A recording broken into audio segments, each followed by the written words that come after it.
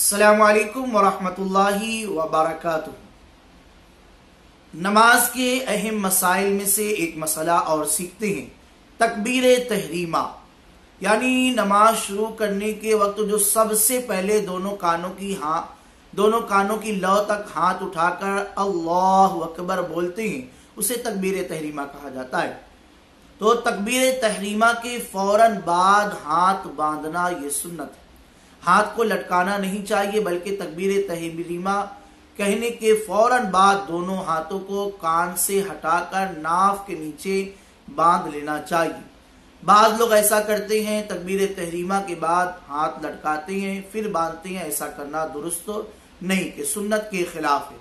बहार शरीयत जिल्द नंबर 1 हिस्सा 3 में मौजूद है कि बाद लोग तकबीर तहरीमा के बाद हाथ सीधे लटकाते हैं फिर बांधते हैं। ये नहीं चाहिए, बल्कि नाफ के नीचे लाकर बांध ले।